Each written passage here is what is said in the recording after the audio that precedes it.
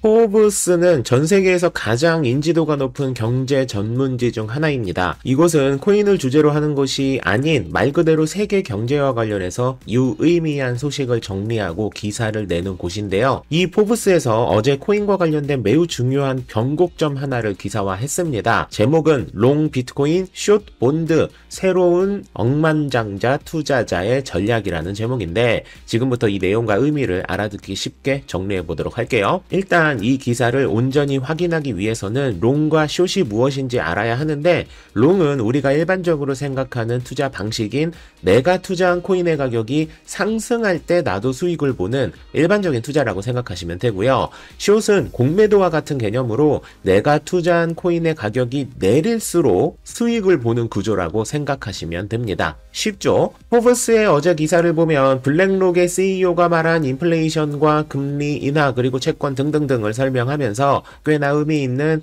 부자들의 최근 움직임에 대해 언급했습니다. 기사를 같이 읽어볼까요? 억만장자 투자자들은 이미 비트코인의 미묘한 부분과 인플레이션에 대한 해지 수단으로서의 잠재력을 파악한 것으로 보인다면서 한때 노골적인 회의론자였던 레리 핑크는 이제 비트코인은 그 자체로 자산 클래스라며 금과 같은 다른 상품의 대안이라고 생각합니다. 따라서 레리 핑크는 이러한 형태의 투자 적용이 확대될 것이라고 생각합니다. 레리 핑크의 지도에 따라 블랙록의 비트코인 현물 ETF는 280억 달러의 자산을 축적했습니다. 이 회사의 디지털 자산 책임자인 로비 미치니 개발을 빌리자면 비트코인은 신흥하는 글로벌 통화 대안입니다. 국가별 또는 거래 상대방 위험이 없는 희소하고 글로벌하며 탈중앙화된 비주권 자산입니다.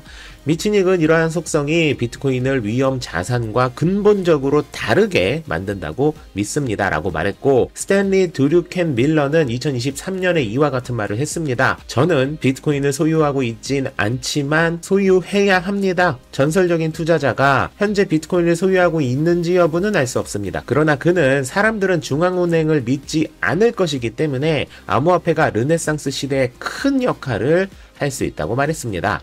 이 내용들을 한 문장으로 압축하면 부자들, 심지어 비트코인에 부정적으로 생각해 왔던 사람들조차 비트코인을 가치 저장 수단으로 인정하기 시작했고 비트코인을 모아가고 있다라고 정리할 수 있습니다. 다시 말해 달러 등의 가치 저장 수단은 인플레이션으로 인해 가치가 갈수록 떨어질 수밖에 없기 때문에 눈치 빠른 부자들은 가치가 떨어지지 않고 오히려 상승할 수 있는 금과 같은 것들을 모아 왔었지만 이제는 금보다도 더 매력이 많은 비트코인에 눈을 돌리기 시작했고 비트코인 현물 ETF 등을 통해 적극적으로 코인 매수를 시작했다는 것입니다. 여기까지는 코인만렙 채널에서도 지금까지 계속 주장해 왔던 내용과 같은 결이라서 새로울 것은 없는 내용이긴 하지만 이 다음으로 언급한 내용이 꽤나 의미 있게 다가오는데요. 스탠리 드러켄 밀러라는 연평균 30%의 수익률을 달성하는 전문 투자자는 이달 초 블룸버그의 인터뷰에서 연준이 실수라고 생각해 금리를 0.5%포인트 인하한 날 채권을 공매도했다고 말했습니다. 스탠리 드러켄 밀러는 연준이 제한적인 내러티브를 추진하고 있지만 시장은 그렇지 않다는 신호를 보내고 있다고 지적하면서 주식은 사상 최고치, 금은 사상 최고치, GDP는 추세 이상, 신용 경색, 은행 수익 및 예측은 양호해 보입니다. 미쳐가는 암호화폐, 아무런 제한이 없습니다. 라는 말과 함께 부자들은 채권을 팔고 비트코인에 매수하는 것은 물론 더 나아가서 채권을 공매도하는, 다시 말해 채권의 가치가 떨어지는 것에 승부를 보는 상품에 투자를 하고 있다고 말했습니다.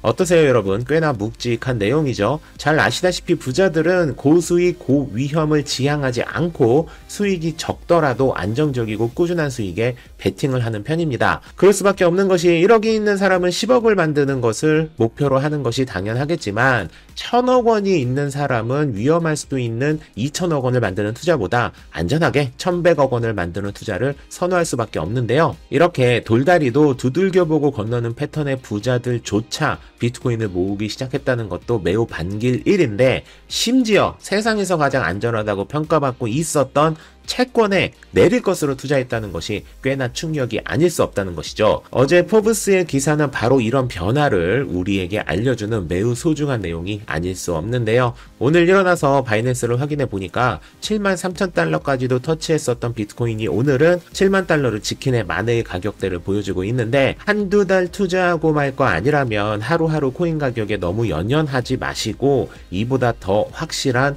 은퇴 준비는 없다는 생각으로 적금 들듯 꾸준히 비트코인을 모으는 것을 적극적으로 고려해 보시기 바란다는 말씀을 드리면서 금요일에 포브스 기사 해석을 마무리하도록 하겠습니다. 만렙 여러분 모두 성투합시다.